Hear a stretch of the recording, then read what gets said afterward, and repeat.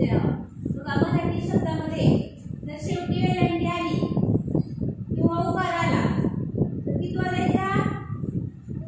दुसरा द्यायचा. मराठी शब्दामध्ये शेवटी जर वेलांटी आली किंवा उकार आला तर तो कितवा द्यायचा? दुसराच द्यायचा. तर आता बघायचे आपण शब्द पाहू. तर काय काय शब्द आहेत बघा. मग आता आपल्या इयत्ता बघा बरं दुसरी. उदाहरण पाहू आपण याचं. कोण बोलायला लागले ते? उदाहरण पाहू आपण. काय करू? उदाहरण पाहू. आता आपली इयत्ता दुसरी बघा शेवटी वेलांटी आली. किती आली रे? दुसरी आली. तिसरी तिसरी बघा शेवटी वेलांटी आली. किती आली? चौथी आली. चौथी. असे आपले वर्ग आहेत किंवा आणखी बरेच शब्द आहेत. जर वेलांटी आली शक्यतो किती द्यायची वेलांटी? दुसरी द्यायची. त्याचे काही नियम सांगते मी. कोणत्या शब्दांना पहिलीच वेलांटी द्यायची त्याचे शब्द सांगते. पण शक्यतो शेवटच्या अक्षराला वेलांटी आली की दुसरी द्यायची आणि उकाराला तर कितवा द्यायचा आहे? दुसराच उकार द्यायचा आहे. मग उकाराचे शब्द सांगा बरं. आता खेळू उकार आलाय का? कितवा द्यायचा रे? दुसरा द्यायचा. करू शिकू आहे का दुसरा उकार आहे? आता ह्याचे सगळे अपवाद काही शब्द आहेत. अपवाद म्हणजे काय रे? या नियमामध्ये काही शब्द बसत नाही. आपला नियम काय आहे? मराठी शब्दामध्ये शेवटच्या अक्षराला दुसरी वेलांटी किंवा उकार आला तर तो दुसरा द्यायचा. मग अपवाद काही शब्द आहेत. आणि हा शब्द आहे कोणता? आणि. तर आणि शब्दाला पहिली वेलांटी द्यायची. किती वेलांटी द्यायची? पहिली. या नियमामध्ये हा शब्द बसत नाही. तथापि बघा तथापि शब्दाला तथापि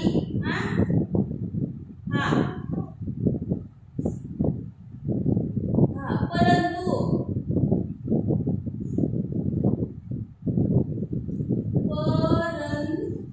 बघा इथे खेळू करू शिकूला कितवा उकार आलाय रे? तिसरा उकार आलाय. पण हा परंतु शब्द आहे त्याला पहिलाच उकार द्यायचा आहे. आणि किंतु कोणता शब्द आहे? किंतु हे शब्द या नियमाला अपवाद आहेत. या शब्दांना आणि तथापि परंतु किंतु या शब्दांना पहिला उकार आणि पहिली वेलांटी द्यायची. आपल्याला सगळ्यांना वेलांटी आणि उकार एकदाच नसतो द्यायचा. वेलांटी आली तर पहिली द्यायची. किती कोणत्या शब्दाला? आणीला आणि तथापिला. आणि परंतु आणि किंतु या शब्दाला उकार आहे तर तो कितवा द्यायचा? पहिला द्यायचा. बाकी सगळ्या शब्दांना दुसरी वेलांटी आली तर दुसरी द्यायची आणि उकार आला तर दुसराच द्यायचा. समजलं? पुढचा नियम बघा. मराठी शब्दामध्ये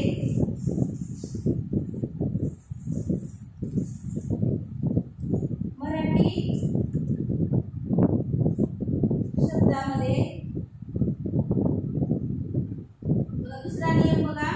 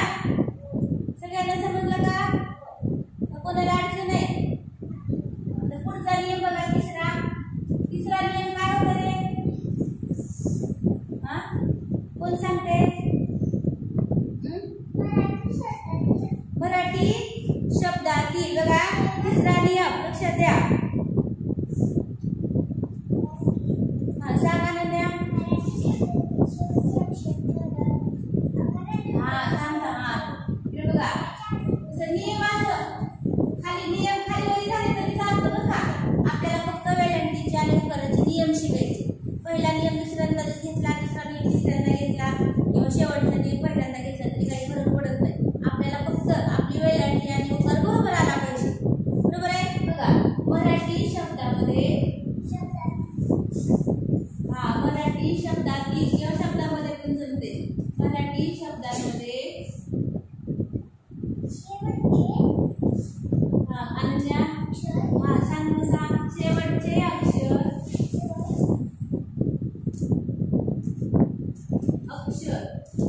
जर अकारांत असेल कुठला असेल अकारांत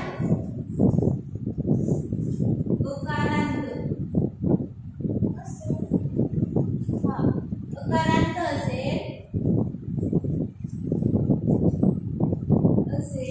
तर त्या आधीच्या अक्षराला आधीच्या किंवा त्या अगोदर बरोबर आहे अगोदर किंवा आधीच्या अक्षराला वेलांटी द्यायची. त्या आधीच्या अक्षराला नेहमी दुसरी वेलांटी किंवा दुसरा उकार दुसरी वेलांटी. समजायले का? दुसरी वेलांटी किंवा दुसरा उकार द्यावा.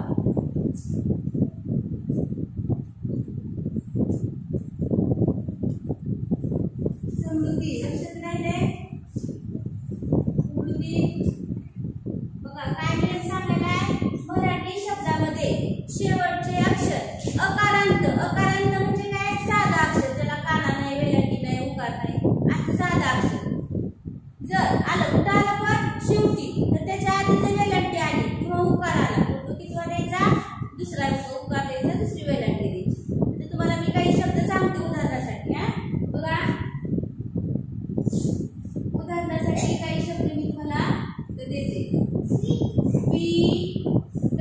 आता बघा शेवटी ट आले त्या ट अक्षराला अकारांत अक्षर म्हणायचं. म्हणजे ज्याला काना आला का ट ला वेलांटी आली उकार आला एक मात्रा आला तर काही ते साधा अक्षर आहे त्याला अकारांत अक्षर म्हणायचं. मग शेवटी जर साधा अक्षर आलं आणि त्याच्या आधी जर वेलांटी आली तर तो कितवी द्यायची दुसरी द्यायची. समजलं. आता समजा हा शब्द मी कसं लिहिते बघा विटा. आता या ठिकाणी त्याला काना आलाय तर इथे मला पहिली वेलांटी दुसरी वेलांटी नाही द्यायची तिथे पहिली द्यायची.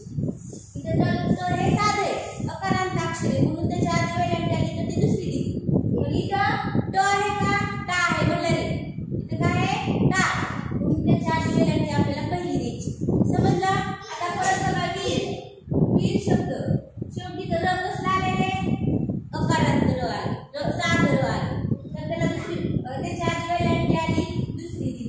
त्याच्यानंतर बघा विरा शब्द. आता हा विरा शब्द अक्षर सारखेच आहे पण हे अकारांत आहे म्हणून त्याच्या आधी आपण दुसरी वेलांटी दिली आणि इथं आहे रला काना आलाय म्हणजे अकारांत शब्द आहे. हा अकारांत आहे हा आकारांत आहे. आय काना म्हणजे कोणता स्वर असतो आ म्हणून त्याच्या आधी पहिली वेलांटी द्यायची. आणि दुसरी शब्द बघा दीप शब्द आहे दीप बघा शेवटी प आहे त्याच्या आधी वेलांटी आली म्हणून दुसरी दिली. आणि इथं बघा इथं शेवटी काना आलाय म्हणून काय केले आपण पहिली वेलांटी दिली. समजलं का तुम्हाला? बघा विटा विरा दीपा किती फरक आहे मराठीमध्ये. मला हे जर समजलं तर तुमचं लेखन कधी चुकत नाही. हे जर तुम्ही विसरलाच नाही शिकवलेलं विसरलं नाही तर तुम्हाला मराठीमध्ये जास्तीत जास्त मार्क पडतात पेपरमध्ये. मराठीमध्ये काय होतं तुमच्या जेवढ्या चुका तेवढं गोल गोल केलं जातं ना.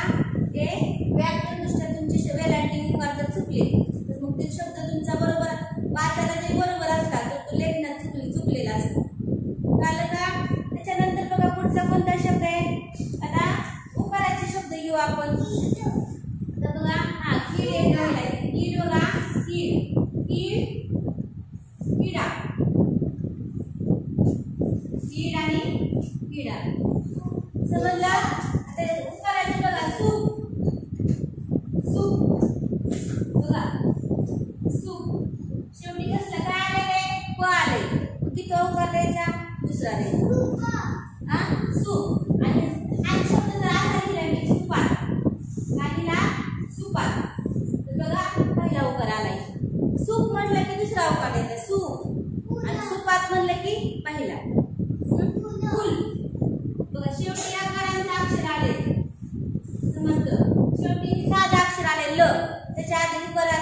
दुसरा उकार दिला. आणि हाच शब्द जर असा लिहायचा असेल फुलावर, काय लिहायचंय मला?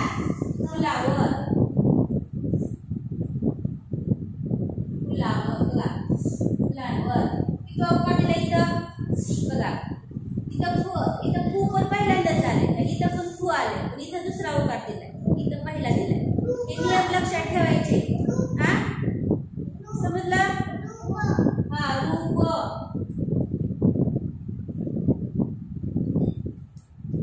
आणि रूपाली पण होऊ शकते, बरोबर आहे का?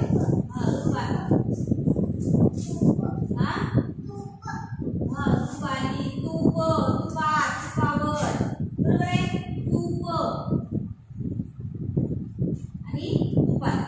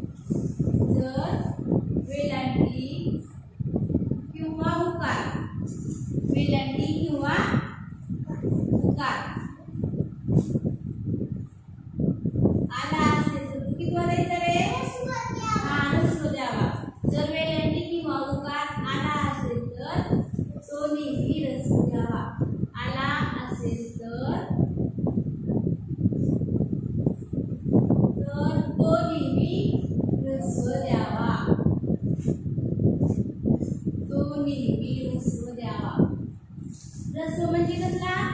पहिला. कसला रे? पहिला.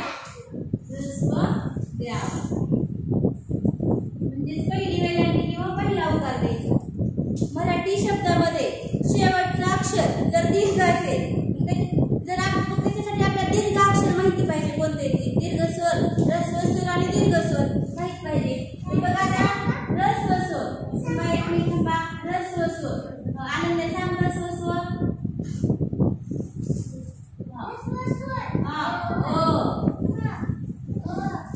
ई, उ, रू आणि लू. हे ऱ्हस्व स्वर आहेत. कोणकोणते? अ, ई, मयूर, उ, रू, लू. आणि दीर्घ स्वर कोणकोणते? तुम्ही सांगा. अंजली सांग. आ, ई, उ, ए, ऐ, ओ आणि औ. हे ऱ्हस्व स्वर. हे दीर्घ स्वर आहे. कुठले स्वर आहे? दीर्घ.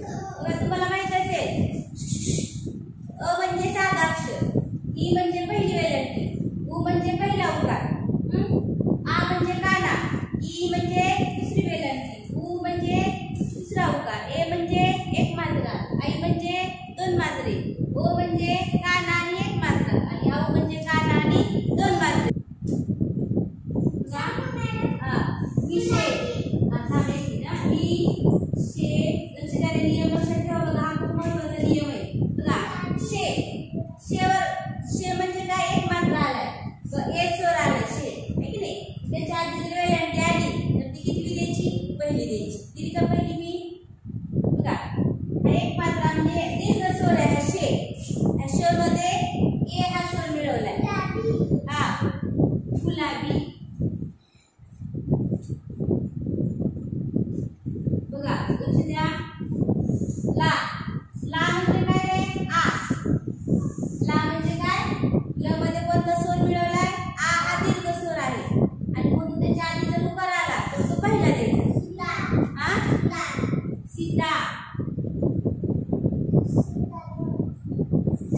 सीता पण होते. हा सीता बघा. हा सुतार. निळा. हा पिवळा. हा दुसरे सांगा शब्द. दुसरे आणखी हा दुसरे सांगा. आठवून सांगा. आठवून. काय बोलली तू? हो सांगते. सांगा पटकन. मी काय सांगितलं नियम तुम्हाला लक्षात राहिला का? मराठी शब्दामध्ये एखादे अक्षर दीर्घ असेल, आ इ उ ए ऐ ओ औ या स्वरांनी युक्त एखादं अक्षर असेल त्याच्या आधी वेलांटी आली पहिली द्यायची. उकार आला पहिला द्यायचा. आता ह्याच्यासाठी अपवाद एक शब्द आहे. कोणता? गीता. कोणता शब्द आहे? गीता. बघा पाठीमागं मी वेलांटीचे नियम शिकवले होते की नाही? आठवतात का कुणाला वेलांटीचे नियम? अनन्या शिकवले होते की नाही? मग त्या वेलांटीच्या नियमामध्ये मी सांगितलं होतं की या नियमासाठी अपवाद एक शब्द आहे. तो कोणता आहे रे? गीता. कारण का? हा शब्द संस्कृत भाषेमधून तसा घेतलेला आहे. आता शब्द का शेवटी जरी कान आला असला तर त्याच्या आधी दुसरी वेलांटी द्यायची. ह्या शब्दाला गीताला. सीताला नाही द्यायची. मराठी शब्दामध्ये रकारापूर्वी जर वेलांटी किंवा उकार आला तर तो कितवा द्यायचा रे? दुसरा उकार द्यायचा किंवा दुसरी वेलांटी द्यायची. तर त्याच्यासाठी शब्द आहे बघा दीर्घ. कोणता शब्द आहे? दीर्घ. बघा रकार कशाला आला रे? घ वर आलाय. आणि घ बघा हा रकार म्हणजे र असतो. रकाराच्या आधी आपल्याला काय म्हणायचं असते रे? र म्हणायचं असते. र कुठं म्हणायचंय? ती आणि घच्या मध्ये. दीर्घ. दीर्घ. रकारापूर्वी जर वेलांटी आली तर ती कितवी द्यायची? दुसरी द्यायची. आले ते सांगू शकतो. हा आता बघा आशीर्वाद एक शब्द आहे. तिथे बघा त्या ठिकाणी काय करू आपण? आशीर्वाद. तिला परत दिला नाही. हा सांगा कशावर? शिवर नाही आहे. वाव येतो. र कुठे येते बघा की? र कुठे येते बघा? र कुठे येते? आशीर्वाद. वाच्या आधी र येते ना. मग रफा कुठे द्यायचा? वाव. बघा आणि त्याच्या आधी जर वेलांटी आली तर ती कितवी द्यायची? दुसरी द्यायची. त्याच्या आधी जर वेलांटी आली तर ती कितवी द्यायची?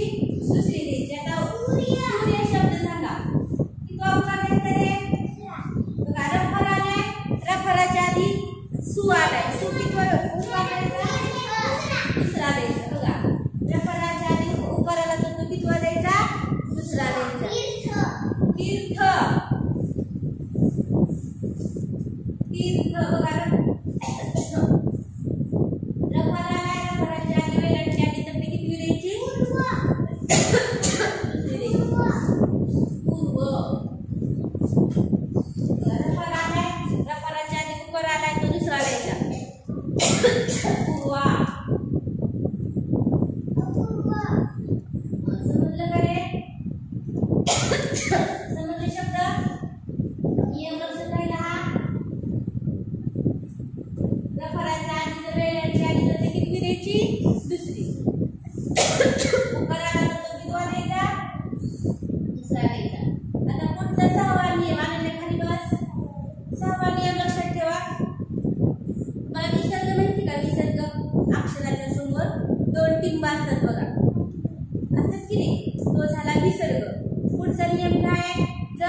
मराठी शब्दामध्ये विसर्ग आणि जोडाक्षरापूर्वी जर वेलांटी किंवा उकार आला तर तो कितवा द्यायचा?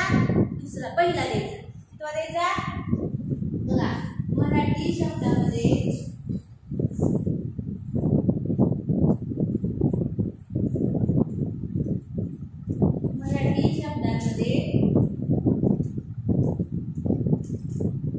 विसर्गापूर्वी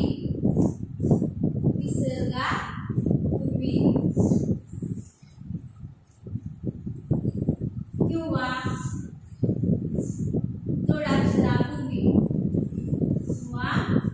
जोडाक्षर म्हणजे तुम्हाला माहिती का? जोडाक्षरापूर्वी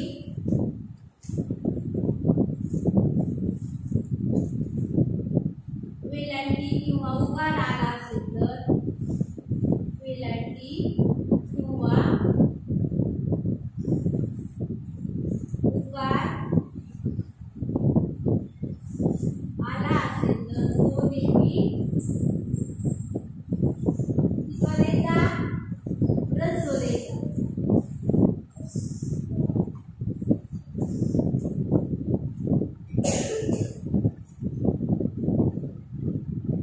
ह्रस्व म्हणजेच पहिला. ह्रस्व म्हणजेच काय? पहिला. ह्रस्व द्यावा. जर वेलांटी आली तर पहिली द्यायची आणि उकार आला तर पहिला द्यायचा. मग आता असे शब्द आपण शोधू. विसर्गाचे शब्द जास्त नसतात. बघा, मराठी शब्दामध्ये विसर्गापूर्वी किंवा एखाद्या जोडाक्षरापूर्वी जर वेलांटी किंवा उकार आला तर तो कितवा द्यायचा रे? पहिला द्यायचा. आता बघा, उदाहरण घेऊ आपण हे बोललो रे. बघा, हा शब्द आहे निस्वार्थी. बघा, नीच्या पुढे विसर्ग आलाय का रे? नीच्या पुढे आलाय का? नीच्या पुढे विसर्गाला विसर्ग म्हणायचं आहे. तिथं विसर्गाच्या अगोदर जर वेलांटी आली तर ती कितवी द्यायची? ह्रस्व म्हणजे कितवी? पहिली. निःशुल्क. बघा, निःशुल्क म्हणजे शब्द समजले पाहिजे. जर विसर्गात हे जर तुम्ही नियम लक्षात ठेवले तर तुम्हाला मराठी लेखन कधीच अवघड जाणार नाही. मराठी शब्दामध्ये विसर्गापूर्वी जर वेलांटी आली तर ती पहिली वेलांटी द्यायची. लक्षात राहिलं? आता जोडाक्षर घेऊ आपण. बघा, किल्ला. बघा, हे किल्ला ला काय आहे? जोडाक्षर. तर पहिली वेलांटी दिली. आली का पहिली? दिल्ली.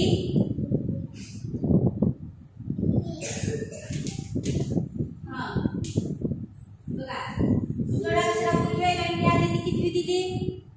पहिली दिली. सांगा एखादा दिल्ली. दुसरे सांगा. शब्द सारखा झाला ना. पल्ला.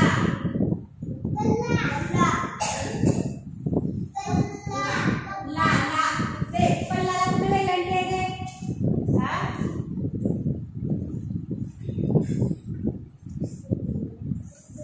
दुसरा सांगा. दुसरे शब्द सांगा. वेलांटी आली. जोडाक्षर आहे आणि त्या जोडाक्षरापूर्वी वेलांटी आली किंवा उकार आलाय तर ते आपल्याला काय करायचंय? पहिली द्यायची, दुसरी द्यायची. सांगा पटकन. हा, लवकर. चिठ्ठी. चिठ्ठी. बघा, चिठ्ठी. बघा, हे ठी जोडाक्षर आले त्याच्या आधी वेलांटी आली. किती दिले? पुस्तक. बघा, पुस्तक. काय रे? पुस्तक.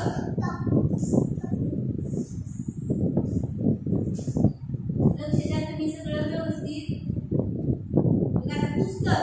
कोणते जोडाक्षर आले रे? च्या आधी उकार आलाय. कितवा द्यायचा तो? कितवा द्यायचा? पहिला. जोडाक्षरापूर्वी किंवा विसर्गापूर्वी वेलांटी किंवा उकार आला तर तो नेहमी पहिला द्यायचा. समजलं का? नंतर एखादा शब्द आठवते का? बघा, एखादा शब्द आठवा. तिचा.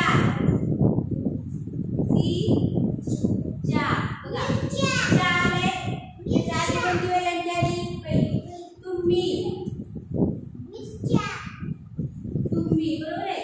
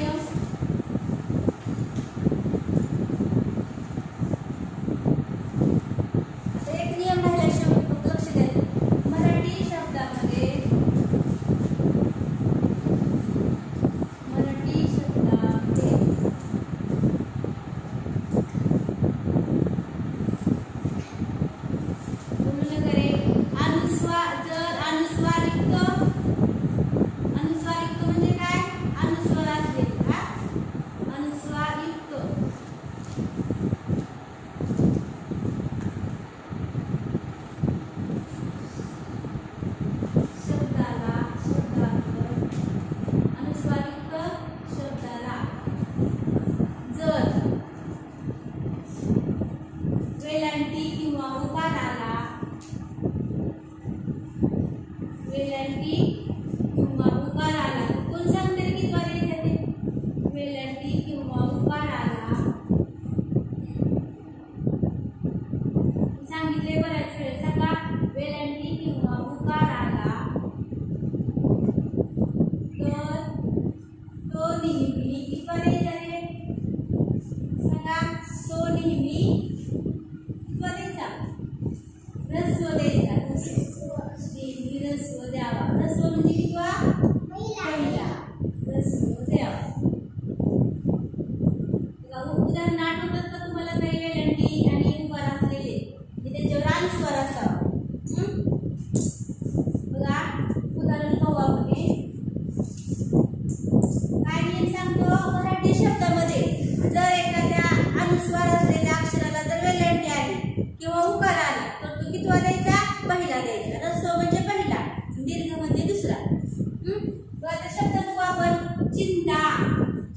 बघा शीवर अनुस्वार आला का रे? तर किती वेलांटी द्यायची? पहिली वेलांटी द्यायची. सिंह. बघा सिंह आले का? अनुस्वार आलाय. सिंहाला किती वेलांटी द्यायची? मग पहिली वेलांटी द्यायची. पिंकी.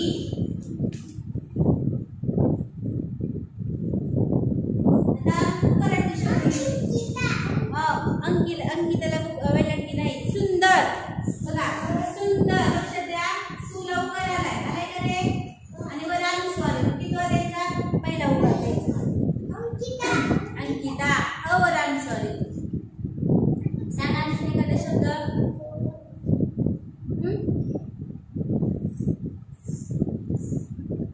सिंदफळ.